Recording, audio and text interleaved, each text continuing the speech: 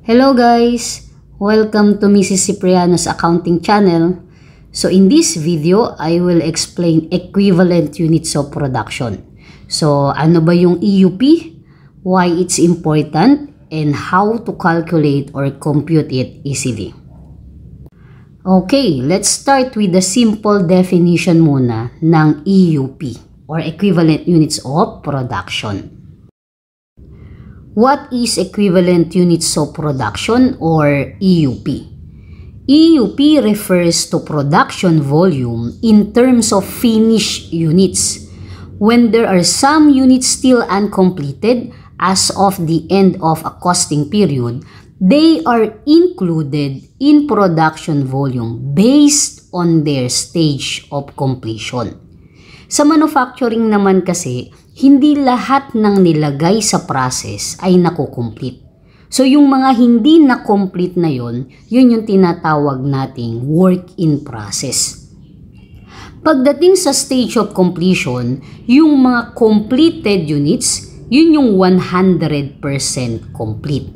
So papaano yung mga hindi na-complete or partially completed? Since yung definition natin, sabi dyan, when there are some units still uncompleted as of the end of costing period, they will be included pa rin dun sa production volume, but based on their stage of completion.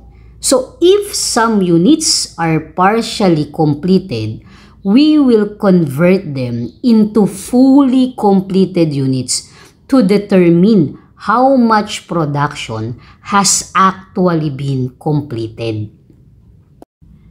For example, we're baking 100 cookies, but the oven shuts off after 90 cookies are fully baked and 10 cookies are only half baked.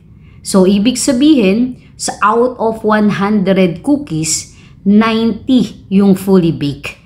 And yung 10 cookies dyan ay half-baked lang. Hindi pa siya pwedeng kainin.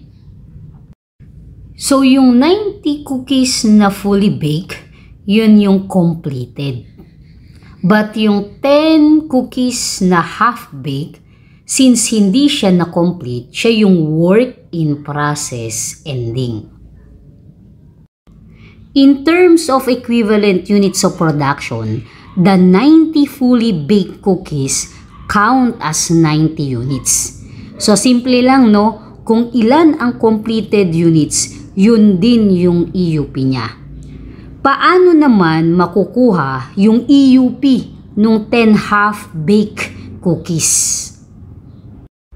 The 10 half-baked cookies, since half-baked siya, as to stage of completion, 50% complete na siya. Kasi, kung completed, ibig sabihin, 100% dapat para masabi natin siyang complete. So, the 10 half-baked cookies count as 5 units. Oops! Teka ma'am, paano nakuha yung 5 units na yan? So, di ba sabi natin dun sa definition ng EUP, if some units are partially completed, we will convert them into fully completed units to determine how much production has actually been completed. So, pag nilagyan natin siya ng formula para makuha yung EUP ng work in process ending, so ito lang yung tatandaan ninyo.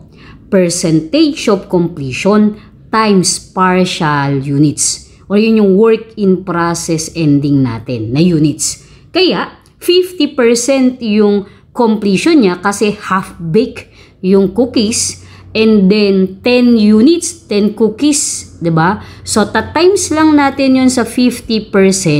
So, ang lalabas ay 5 units. To make it simple, here is an example that shows how to get the EUP of 10 half-baked cookies or yung work in process ending natin. Sabi natin, we have 10 cookies na half-baked lang. Kaya, yung 10 cookies na yan, 50% lang sila completed. So, dyan, sa example natin, merong 10 cookies, yun yung nasa taas, no? Tapos, kada isang cookie, 50% lang ang completion nila. So, sabi natin sa definition natin ng EUP, if some units are partially completed, we will convert them into fully completed units. So, when you combine 50% and 50%, you get full 100%. At equivalent niya ay 1 unit. So, kaya yung 1, yung unang cookie and yung pangalawa na cookie, pag pinagsama natin sila since 50% sila completed, so magiging 100%. So, ang katumbas nun ay isang unit. So, ganun din, yung pangatlo at yung pang-apat, since 50%, 50%, so magiging isang unit din siya. And yung 5 and 6, ganun din, 50% plus 50%, so magiging 100%, so equivalent niya 1 unit. So, yung 7 and 8, 9 and 10, ganun din. Kaya, yung 10 half-baked cookies natin, ang equivalent units of production niya ay 5 units. So, partially completed, so i-convert natin sa fully completed units. Kaya yung 10 ay naging 5 units yung equivalent units of production niya. And that's how EUP works. We adjust for partially completed products. So, bakit importante yung EUP? EUP helps businesses measure partially completed goods as if they were fully completed. So, para pag dinetermine natin yung cost ng completed and ng work in process ending, mas madali natin siyang makukompute.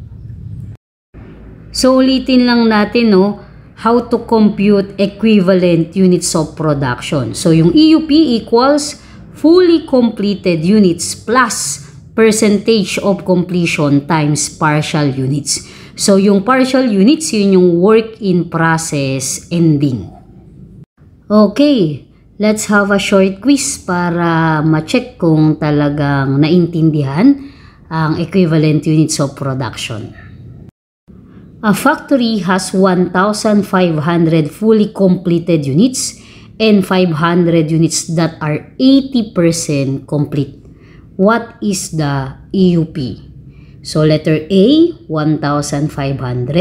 Letter B, 1,900. Letter C, 1,700.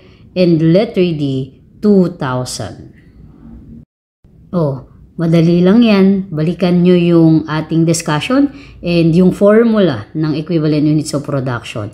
Completed units plus percentage of completion ng work in process ending. So, ang answer dyan ay 1,900, letter B. So, paano nakuha yung 1,900? So, equivalent units of production equals completed units plus percentage of completion ng work in process ending. So, dyan sa example na yan, ang completed units natin ay 1,500. And yung work in process ending ay 500 units times natin yung percentage of completion niya 80%. So, 500 times 80% equals 400. So, 400 plus 1,500 equals 1,900. So, answer, letter B. O, tama ba yung answer nyo, guys? So, kung tama, good job. So, kung hindi naman na tama, okay lang yan. So, balikan lang yung concepts and then makukuha mo din. Okay? So, if may questions kayo, so comment nyo lang yung mga tanong nyo dyan sa video natin. And kung hindi pa kayo nakapag-subscribe ay mag-subscribe na kayo, guys, para sa mga accounting tips pa, no? And like nyo naman tong video na to if you found it helpful. Okay? So, next video natin ay lalagyan na natin ng dalawang methods, yung weighted average and first in, first out. Okay? Bye! Thank you!